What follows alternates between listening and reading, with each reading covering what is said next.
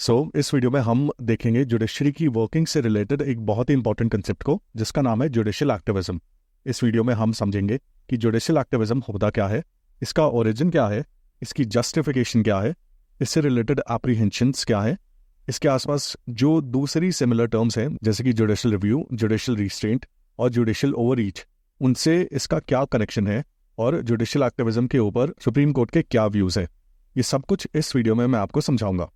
सबसे पहले देखते हैं कि जुडिशियल एक्टिविज्म क्या होता है। जुडिशियल एक्टिविज्म वो फिनोमेना होता है जहां जुडिशरी अपनी जुडिशियल पावर्स को यूज करती है सिटीजन्स के राइट्स को सिक्योर करने के लिए, सोसाइटी में जस्टिस को प्रमोट करने के लिए, और बाकी दोनों ऑर्गन्स यानी कि लेजिस्लेचर और एग्जीक्यूटिव को फोर्स करना अपनी रिस्पेक्टिव ड्यूटीज को डिस्चार्ज करने के लिए।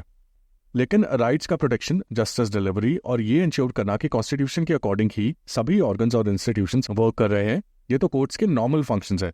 तो फिर क्या ये सभी नॉर्मल फंक्शंस करना ही जुडिशियल एक्टिविज्म कहलाता है? वेल, इसका आंसर है नहीं। जुडिशियल एक्टिविज्म उसे कहते हैं जब कोर्ट्स अपनी ये ड्यूटीज परफॉर्म करने के लिए अपनी जो लिमिट्स हैं, जो कि सेपरेशन ऑफ पावर्स के थ्रू सेट करी गई हैं, जिसके अकॉर्डिंग जुडिशरी, लेजिस्लेचर और एग्जीक्यूटिव ये तीनों ऑर्गन्स अपने अपने एरियाज में वर्क करेंगे और कोई ऑर्गन किसी दूसरे ऑर्गन की ड्यूटीज को परफॉर्म नहीं करेगा। इस सेपरेशन ऑफ पावर्स के प्रिंसिपल को वायलेट करके जब जुडिशरी राइट्स को सिक्योर करती है और कॉन्स्टिट्यूशन को अपहोल्ड करती है, तब हम बोल सकते हैं कि ये जुडिशियल एक्टिविज्म है। मैं आपको एग्जांपल से समझाता हूं कि नॉर्मल जुडिशियल फंक्शनिंग और जुडिशियल एक्टिविज्म में डिफरेंस क्या होता है और किस तरह से जुडिशियल एक्टिविज्म के फिनोमेना में जुडिशरी सेपरेशन ऑफ पावर के प्रिंसिपल को वायलेट करके लेजिस्लेचर और एग्जीक्यूटिव की फंक्शनिंग में इंटरफेयर करती है। देखो, सपोज लेजिस्लेचर एक लॉ बनाता है रिलेटेड टू रेफ्यूजीज, जो बेसिकली डील करता है कि जो रेफ्यूजीज नेबरिंग कंट्री से इंडिया में आए हैं, इनके साथ किस तरह का ट्रीटमेंट होगा, इन्हें किस तरह के एनवायरनमेंट में रखा जाएगा, इन्हें कौन सी फैसिलिटीज मिलेंगी, एक्सेट्रा। अब सपोज इस लॉ में एक प्रोविजन है कि जो रेफ्यूजीज होंगे, इनके बच्चों को गवर्नमेंट स्कूल में एडमिशन के लिए प्रायोरिटी नहीं दी जाएगी, और गवर्नमेंट ने इस प्रोविजन की जस्टिफिकेशन देते हुए ये बोला है कि क्योंकि हमारे पास रिसोर्सेज बहुत लिमिटेड है, इसलिए पहले जो बच्चे इंडियन सिटीजन्स हैं इनको प्रायोरिटी दी जाएगी स्कूल्स और कॉलेजेस में एडमिशन के लिए, और जब इन्हें सीट्स मिल जाएंगी एजुकेशनल इंस्टीट्यूशंस में, इसके बाद रेफ्यूजीज के बच्चों का नंबर आना चाहिए। अब गवर्नमेंट ये लॉ पास करती है, लेकिन ये सुप्रीम कोर्ट में चैलेंज हो जाता है ऑन द बेसिस ऑफ कि ये लॉ वायलेट करता है राइट टू एजुकेशन के फंडामेंटल राइट को, जो कि आता है आर्टिकल 21A के अंडर। इस फंडामेंटल राइट के according all the children between the age of 6 and 14 should be given free and compulsory education. और ये फंडामेंटल राइट सिर्फ इंडियन सिटीजन्स के लिए ही अवेलेबल नहीं है, लेकिन वो सभी लोग जो कि इंडिया में रह रहे हैं और इंडियन सिटीजन्स नहीं है, यानी कि फॉरेनर्स हैं, इनके लिए भी अवेलेबल है। एंड फॉर दिस रीजन ये जो लॉ है ये आर्टिकल 21A को वायलेट करता है, क्योंकि इन केस हमारे पास रिसोर्सेस ही नहीं बचते to teach children of refugees, then it violates the right to education. अब सुप्रीम कोर्ट अपनी जुडिशियल रिव्यू की पावर्स का यूज करके इस लॉ को रिव्यू करता है ऑन द बेसिस ऑफ कि कहीं ये लॉ किसी फंडामेंटल राइट या फिर कॉन्स्टिट्यूशन के किसी और प्रोविजन को वायलेट तो नहीं कर रहा। इस लॉ के प्रोविजंस को रिव्यू करने के बाद सुप्रीम कोर्ट इस डिसीजन पर पहुंचता है कि ये लॉ राइट टू एजुकेशन के फंडामेंटल राइट को वायलेट कर रहा है। And for this reason Supreme Court इस लॉ को या फिर इस लॉ के वो पर्टिकुलर प्रोविजंस को जो कि आर्टिकल 21A को वायलेट कर रहे हैं, सुप्रीम कोर्ट इन्हें अनकॉन्स्टिट्यूशनल डिक्लेयर कर देता है। Now this is normal functioning of judiciary, जहां पर जुडिशरी ये इंश्योर कर रही है कि एग्जीक्यूटिव एक्शंस और लेजिस्लेचर के जो लॉज है ये कॉन्स्टिट्यूशन इंक्लूडिंग फंडामेंटल राइट्स को वायलेट नहीं कर रहे हैं। इस केस में जुडिशरी सिर्फ अपना काम कर रही है, अपनी ड्यूटीज पूरी कर रही है जो उसे कॉन्स्टिट्यूशन के थ्रू अलॉट करी गई है। लेकिन अगर सपोज जुडिशरी इस लॉ की जुडिशियल रिव्यू के थ्रू कॉन्स्टिट्यूशनैलिटी चेक करने के बाद इसे अनकॉन्स्टिट्यूशनल डिक्लेयर करती है, और जुडिशरी यहाँ नहीं रुकती, जुडिशरी इसके बाद लेजिस्लेचर को ऑर्डर्स देती है एक नया लॉ लाने के लिए, जिसके प्रोविजंस क्या होंगे ये भी जुडिशरी ही डायरेक्ट करेगी। Then this is judicial activism. Judiciary इस केस में ना ही सिर्फ लॉ की कॉन्स्टिट्यूशनैलिटी को चेक कर रही है और कॉन्स्टिट्यूशन को अपहोल्ड कर रही है, बल्कि यहाँ जुडिशरी एक स्टेप आगे जाके लेजिस्लेटिव ऑर्गन को ऑर्डर कर रही है कि किस तरह के प्रिंसिपल्स के बेसिस पर नया लॉ बनेगा और इस लॉ के किस तरह के प्रोविजंस होंगे। लॉ लेजिस्लेचर ही बनाएगा, पर डायरेक्शन पूरी तरह से जुडिशरी देगी, और लेजिस्लेचर को जुडिशरी की इन डायरेक्शंस को फॉलो करना पड़ेगा, क्योंकि अगर लेजिस्लेचर ने इन डायरेक्शंस को फॉलो नहीं किया तो फिर ये कंटेम्प्ट ऑफ कोर्ट कंसिडर किया जाएगा। इस एग्जाम्पल में जुडिशरी फंडामेंटल राइट्स को अपहोल्ड करने के लिए सेपरेशन ऑफ पावर्स के प्रिंसिपल को वायलेट करके लेजिस्लेटिव ऑर्गन के स्फीयर ऑफ वर्क में एंटर करती है और उसे डायरेक्ट करती है कि किस तरह का लॉ बनेगा। This is judicial activism. So judicial activism में जुडिशरी सिटीजन्स के राइट्स को प्रोटेक्ट करने के लिए, कॉन्स्टिट्यूशन को अपहोल्ड करने के लिए और सोसाइटी में जस्टिस प्रमोट करने के लिए एक प्रोएक्टिव और एक असर्टिव रोल प्ले करती है, जिसमें जुडिशरी बाकी दोनों ऑर्गन्स यानी कि लेजिस्लेचर और एग्जीक्यूटिव के स्फीयर्स ऑफ वर्क में इंटरफेयर करती है और उन्हें ऑर्डर्स देती है to force them to discharge their constitutional duties. Judicial activism को जुडिशियल डायनामिज्म भी बोला जाता है। ये जो जुडिशियल एक्टिविज्म का कंसेप्ट है, ये सबसे पहले यूएसए में इंट्रोड्यूस किया गया था इन 1947 और इंडिया के केस में जुडिशरी ने, स्पेशली हाई कोर्ट और सुप्रीम कोर्ट ने जुडिशियल एक्टिविज्म के फिनोमेना को प्रैक्टिस करना शुरू किया था 1970s में। जुडिशियल एक्टिविज्म का जो फिनोमेना है, इसके थ्रू क्योंकि जजेस लेजिस्लेचर को लॉ मेकिंग के ऑर्डर्स दे रहे हैं, इसलिए judicial activism is also defined as the process of law making by जजेस। और जुडिशियल एक्टिविज्म के फिनोमेना के थ्रू जो ऑर्डर्स लेजिस्लेचर और एग्जीक्यूटिव को जुडिशरी के थ्रू दिए जाते हैं, ऐसे ऑर्डर्स में जजेस के पब्लिक पॉलिसी से रिलेटेड जो अपने खुद के पर्सनल व्यूज होते हैं, वो भी इन ऑर्डर्स में रिफ्लेक्ट होते हैं। अब कुछ जस्टिफिकेशंस देखते हैं जुडिशियल एक्टिविज्म की, कि जुडिशियल एक्टिविज्म की प्रैक्टिस को, जिसमें जुडिशरी अपनी पावर्स और ड्यूटी से आगे बढ़ के एग्जीक्यूटिव और लेजिस्लेचर के स्फीयर में इंट्रूजन करता है, इसे किस बेसिस पर जस्टिफाई किया जा सकता है। इसमें पहली जस्टिफिकेशन ये है कि इन केस लेजिस्लेटिव ऑर्गन या फिर एग्जीक्यूटिव ऑर्गन अपनी कॉन्स्टिट्यूशनल ड्यूटीज को ठीक से परफॉर्म नहीं कर पाते, तो हमें एक ऐसी अथॉरिटी चाहिए जो कि इन इंस्टीट्यूशंस को गाइड कर सके और इन्हें फोर्स कर सके अपनी ड्यूटीज को प्रॉपर्ली डिस्चार्ज करने के लिए। जुडिशरी ऐसी अथॉरिटी के रूप में उभर कर आ सकती है when it practises the concept of judicial activism, क्योंकि जुडिशियल एक्टिविज्म के थ्रू जुडिशरी लेजिस्लेचर और एग्जीक्यूटिव की स्फीयर्स ऑफ वर्क में एंटर करके इन्हें अप्रोप्रिएट ऑर्डर्स दे सकती है to make sure these organs are working as desired. So judicial activism के कंसेप्ट को यूज करके जुडिशरी कैन इंश्योर कि बाकी दोनों organs are performing their respective duties. Second justification ये है कि जहां तक फंडामेंटल राइट्स की बात है, तो हमारे देश के सिटीजन्स को जुडिशरी के ऊपर पूरा ट्रस्ट है कि जुडिशरी हम सब के फंडामेंटल राइट्स को प्रोटेक्ट करेगी और एग्जीक्यूटिव या लेजिस्लेचर के द्वारा अगर फंडामेंटल राइट्स का वायलेशन होता है तो फिर जुडिशरी इन राइट्स को रिस्टोर करेगी। अब ये जो ट्रस्ट है जो कि सिटीजन्स का जुडिशरी के ऊपर है, इस ट्रस्ट को बनाए रखने के लिए जुडिशरी के ऊपर ट्रिमेंडस प्रेशर आता है to deal with all those cases in a rightful manner जिनमें पॉसिबली फंडामेंटल राइट्स का वायलेशन हुआ है। एग्जीक्यूटिव या लेजिस्लेचर के द्वारा फंडामेंटल राइट्स के ऐसे पॉसिबल वायलेशन से इफेक्टिवली डील करने के लिए जुडिशियल एक्टिविज्म का कंसेप्ट काफी काम आएगा, क्योंकि इसके थ्रू जुडिशरी एक तरह से एग्जीक्यूटिव या लेजिस्लेचर को कुछ हद तक कंट्रोल कर सकती है, इन्हें इन्फ्लुएंस कर सकती है एक पर्टिकुलर डायरेक्शन में चलने के लिए, एक पर्टिकुलर सेट ऑफ लॉज या फिर पॉलिसीज या फिर एडमिनिस्ट्रेटिव टास्क्स इंप्लीमेंट करने के लिए। थर्ड जस्टिफिकेशन जुडिशियल एक्टिविज्म का ये है कि टाइम और सर्कमस्टांसेस के साथ में ऐसे कई एस्पेक्ट्स उभर के आते हैं जिनमें कोई लॉ नहीं होता, यानी कि लेजिस्लेटिव वैक्यूम होता है।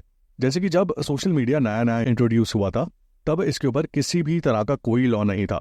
हाँ, बाद में लॉ बन गया था, लेकिन सोशल मीडिया के आने के बाद और इसको रेगुलेट करने के लिए लॉ बनने तक there was a legislative vacuum. अब इस लेजिस्लेटिव वैक्यूम को फिल करने के लिए जुडिशरी जुडिशियल एक्टिविज्म का यूज करके लेजिस्लेचर को फोर्स या फिर डायरेक्ट कर सकती है एक लॉ बनाने के लिए जो कि सोशल मीडिया को रेगुलेट करेगा। सो लेजिस्लेटिव वैक्यूम को फिल किया जा सकता है जुडिशियल एक्टिविज्म के कंसेप्ट के through. Fourth justification judicial activism का ये है कि कॉन्स्टिट्यूशन में जुडिशरी के रोल को बहुत ज़्यादा लिमिटेड नहीं रखा गया है। जुडिशरी को काफ़ी ज़्यादा स्पेस दिया गया है अपने फंक्शंस और ड्यूटीज़ को फुलफिल करने के लिए। कॉन्स्टिट्यूशन में ऐसे कोई स्पेसिफिक प्रोविजंस नहीं है जो कि जुडिशरी को रोक सके एग्जीक्यूटिव और लेजिस्लेचर को इन्फ्लुएंस करने के लिए। So judicial activism is not exactly unconstitutional. Judicial activism सिर्फ एक मीन्स है जिसके थ्रू जुडिशरी कॉन्स्टिट्यूशन के द्वारा दी गई ड्यूटीज को फुलफिल कर रही है। अब देखते हैं एप्रीहेंशंस या fears related to judicial activism. इसमें पहला एप्रीहेंशन ये है कि जुडिशरी लेजिस्लेचर या एग्जीक्यूटिव या फिर किसी और अथॉरिटी की पावर्स को यूजुअली ओवरराइड नहीं करती। जुडिशरी ज़्यादातर कंट्रीज में अपने अलॉट किए गए डोमेन में ही काम करती है और ऐसे ही बाकी सभी ऑर्गन्स और इंस्टीट्यूशंस भी अपने सेट किए गए डोमेन्स में रहकर ही काम करते हैं। सो जुडिशियल एक्टिविज्म के थ्रू जो ये सेपरेशन ऑफ पावर का प्रिंसिपल है, जुडिशरी उसे वायलेट करती है। सेकेंड एप्रीहेंशन ये है कि जजेस जुडिशियल एक्टिविज्म के थ्रू लेजिस्लेचर या एग्जीक्यूटिव के स्फीयर ऑफ इन्फ्लुएंस में इंट्रूजन तो करते हैं, लेकिन क्या इन जजेस के पास लॉज की या फिर पॉलिसीज की या फिर एडमिनिस्ट्रेशन की इतनी अंडरस्टैंडिंग है कि ये जाके लेजिस्लेचर या एग्जीक्यूटिव को ऑर्डर्स दे सके। थर्ड एप्रीहेंशन ये है कि जो ये जजेस हैं जो जुडिशियल एक्टिविज्म के थ्रू लेजिस्लेचर या एग्जीक्यूटिव को ऑर्डर्स दे रहे हैं, ये लोगों के द्वारा इलेक्टेड नहीं है। एक डेमोक्रेसी में रूल ऑफ पीपल होता है, यानी कि जो लोग गवर्नमेंट में बैठते हैं, जो लोग लॉज और पॉलिसीज बनाते हैं और day to day administration handle करते हैं, ये लोग कॉमन पब्लिक के द्वारा इलेक्टेड होते हैं। और अगर जजेस ये काम करने लगे तो रूल ऑफ पीपल का जो प्रिंसिपल है, जो कि सेंट्रल प्रिंसिपल है डेमोक्रेसी का, ये कहीं ना कहीं कॉम्प्रोमाइज होता है, क्योंकि जजेस लोगों के द्वारा इलेक्ट नहीं किए जाते। नेक्स्ट एप्रीहेंशन इज कि जुडिशियल एक्टिविज्म के थ्रू जुडिशरी लेजिस्लेचर और एग्जीक्यूटिव के रोल्स में इंटरफेयर तो कर रही है, लेकिन जो जुडिशरी का अपना खुद का वर्कलोड है वो ही इतना ज्यादा है। जुडिशरी के पास इतने सारे केसेस पेंडिंग है, और जब इन केसेस में जस्टिस डिलीवर करने में जुडिशरी को इतना टाइम लग रहा है, तो फिर जुडिशरी एग्जीक्यूटिव और लेजिस्लेचर के फील्ड में इंटरफेयर करने का टाइम कहाँ से निकालेगी। सो ये थे एप्रीहेंशंस जुडिशियल एक्टिविज्म से रिलेटेड। अब देखते हैं कुछ टर्म्स के मीनिंग्स जो कि जुडिशियल एक्टिविज्म से रिलेटेड है, जैसे कि जुडिशियल रिव्यू, जुडिशियल रिस्ट्रेंट और जुडिशियल ओवररीच। सो पहले देखते हैं जुडिशियल रिव्यू। जुडिशियल रिव्यू की पावर के साथ जुडिशरी किसी भी लॉ या फिर एग्जीक्यूटिव एक्शन की कॉन्स्टिट्यूशनैलिटी को चेक कर सकती है कि क्या ये लॉ या फिर ये एक्शन कॉन्स्टिट्यूशन के किसी प्रोविजन को वायलेट तो नहीं कर रहा। अगर कोई लॉ या फिर एक्शन कॉन्स्टिट्यूशन को वायलेट करता है तो फिर जुडिशरी उसे नल एंड वॉइड डिक्लेयर कर सकती है। So this is judicial review. इसके बाद है जुडिशियल ओवररीच। हमने जुडिशियल एक्टिविज्म तो देखा, जिसमें जुडिशरी एक तो जुडिशियल रिव्यू का यूज करके ये फिगर आउट करती है कि कोई लॉ या फिर एग्जीक्यूटिव एक्शन कॉन्स्टिट्यूशन के अकॉर्डिंग है या नहीं, और अगर कॉन्स्टिट्यूशन का वायलेशन होता है तो फिर जुडिशरी इसे नल एंड वॉइड तो डिक्लेयर करती ही है, लेकिन साथ में जुडिशरी एग्जीक्यूटिव या फिर लेजिस्लेचर के स्फीयर ऑफ वर्क में इंट्रूजन करके इनको ऑर्डर्स या फिर कुछ सेट ऑफ टास्क्स भी देती है जो कि इन ऑर्गन्स को फुलफिल करने होते हैं। जैसे कि रेफ्यूजी लॉ वाले एग्जाम्पल में जुडिशरी पहले जुडिशियल रिव्यू की हेल्प लेकर इस लॉ की कॉन्स्टिट्यूशनैलिटी चेक करती है, और जब ये फिगर आउट होता है कि ये लॉ राइट टू एजुकेशन के फंडामेंटल राइट को वायलेट कर रहा है, तो फिर जुडिशरी इसे नल एंड वॉइड डिक्लेयर करती है। लेकिन इसके बाद जुडिशरी लेजिस्लेचर को ऑर्डर्स देती है एक लॉ बनाने के लिए, जिसके अकॉर्डिंग रेफ्यूजीज के बच्चों के लिए प्राइवेट और पब्लिक एजुकेशनल इंस्टीट्यूशंस में एक कोटा रखा जाएगा। और अब लेजिस्लेचर को ये ऑर्डर्स मानने पड़ेंगे, क्योंकि अगर लेजिस्लेचर ये ऑर्डर्स मानता नहीं है तो फिर लेजिस्लेचर पर कंटेम्प्ट ऑफ कोर्ट लगाया जा सकता है। So this is judicial activism, जहां जुडिशियल रिव्यू के थ्रू कॉन्स्टिट्यूशनैलिटी चेक करने के बाद जुडिशरी रिस्पेक्टिव ऑर्गन्स या अथॉरिटीज को ऑर्डर्स भी देती है। इसका एक कदम आगे है जुडिशियल ओवररीच। जुडिशियल ओवररीच में instead of giving orders to the concerned authority और ऑर्गन, जुडिशरी खुद ही डिजायर्ड एक्शन लेती है। जैसे कि instead of giving orders to legislature to bring another law जहां रिफ्यूजीज के बच्चों के लिए एजुकेशनल इंस्टीट्यूशंस में कोटा रखा जाएगा, जुडिशरी खुद ही एक सेट ऑफ गाइडलाइंस फ्रेम करती है रिगार्डिंग दिस। सो यहाँ लेजिस्लेचर का काम जुडिशरी ने ही कर दिया। दिस इज जुडिशियल ओवररीच, जहां judiciary starts performing the duties and tasks of other organs और institutions. So judicial overreach is one step ahead of judicial activism. Judicial review, judicial activism और judicial overreach के अलावा एक और concept है जो कि है judicial restraint. Restraint का मीनिंग है खुद को रोकना या फिर सेल्फ कंट्रोल करना। Judicial restraint के कंसेप्ट के अकॉर्डिंग जुडिशरी अपना रोल सिर्फ जुडिशियल रिव्यू तक ही लिमिटेड रखती है, यानी कि ये डिसाइड करना कि कोई लॉ या फिर एग्जीक्यूटिव एक्शन कॉन्स्टिट्यूशन को वायलेट तो नहीं कर रहा। जुडिशियल रिस्ट्रेंट में जुडिशरी जुडिशियल एक्टिविज्म या फिर जुडिशियल ओवररीच में पार्टिसिपेट नहीं करती।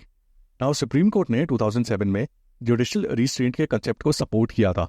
Supreme court, while upholding the principle of judicial restraint, asked all the courts of India to not take over the functions of legislature or executive, as there is separation of powers between these three organs.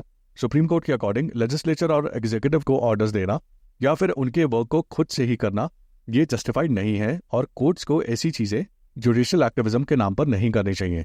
Supreme court के according जजेस के पास किसी भी तरह की expertise नहीं है laws बनाने की या फिर एडमिनिस्ट्रेशन की, और साथ ही जुडिशरी का अपना खुद का इतना वर्कलोड पेंडिंग है, इतने सारे केसेस हैं जिसमें जस्टिस डिलीवरी नहीं हुई है। कोर्ट्स को पहले इस वर्कलोड को एड्रेस करना चाहिए।